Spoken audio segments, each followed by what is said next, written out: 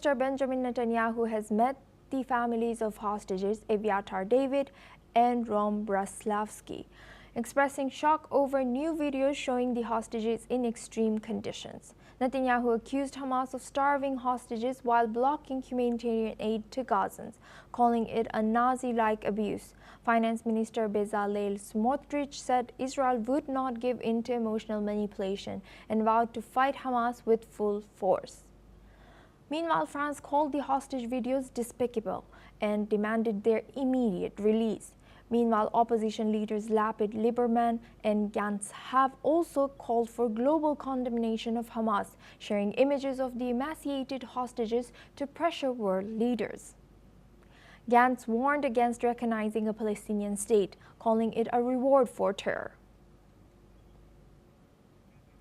Now for this discussion, we are joined by Professor Gilad Hirschberger.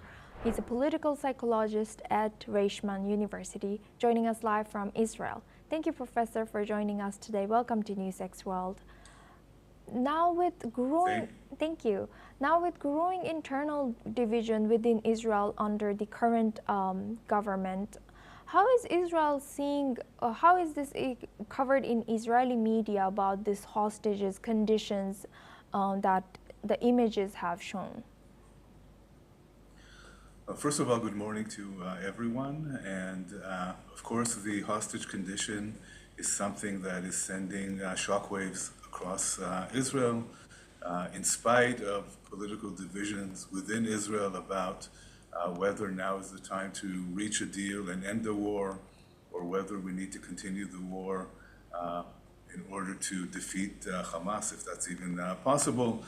Everybody is shocked by the condition of the hostages, and I think that it is very clear that we need to do something to get them out of there as soon as possible.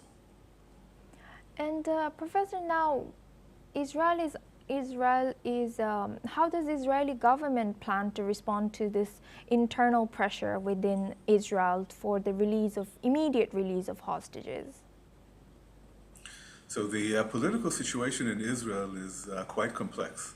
On the one hand, opinion polls that my colleagues and I run in Israel show very clearly that the majority of Israelis want the war to end and want a deal in which the hostages are released.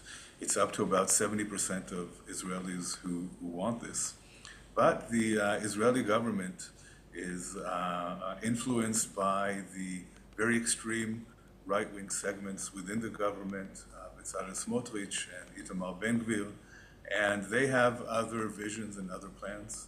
They want to continue the war in Gaza, and they have all kinds of ideas about settling the Gaza Strip with Israeli settlers, and this goes completely against the wish of the Israeli public, and this is part of the source of the tension, a great part of the source of the tension.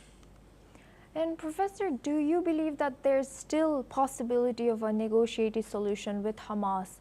Or you mentioned that some ministers within the Israeli government believe in full force is the only way forward. I think that, if we think about the goals of the war, there were three main goals to this war. One goal was to destroy Hamas as a military organization. The second goal was to destroy Hamas as a political organization. And the third goal was to release the hostages. We have pretty much achieved the first two goals nearly a year ago.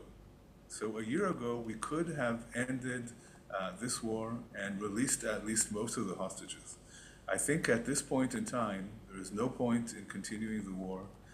It's very unlikely that we will achieve any military gains by continuing the war. And in the meantime, we see the condition of the hostages. Now is definitely the time to attempt to release the hostages. I do think that another thing needs to be said, and that is that Hamas is unlikely to want to release all of them. The hostages are basically a lifesaver for Hamas. They know that once they release all of the hostages, then they will be exposed to Israeli military force that right now is restrained because of the hostages. So it's a tricky situation, but we still need to try to release the hostages and end the war right now. And now, Professor, given the accusations from President Netanyahu and Smotrich about Hamas's treatment of hostages and its impact on humanitarian aid. How does Israeli military justify its operations within Gaza to the international community?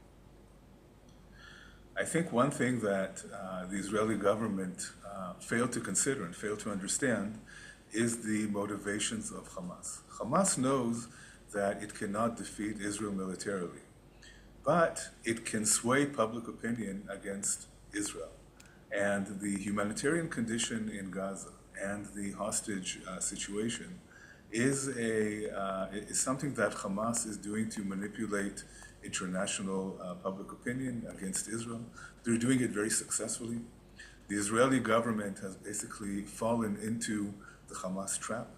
Instead of stopping the war a few months ago and achieving a victory of sorts, it wouldn't have been a complete victory, but it would have been a victory of sorts. Instead of that, we are continuing to fight in the Gaza Strip to no avail, and it only helps Hamas with its propaganda campaign. Thank you, Professor Gilad, for staying with us. Please stay with us as we come back to you as we stay now in the region.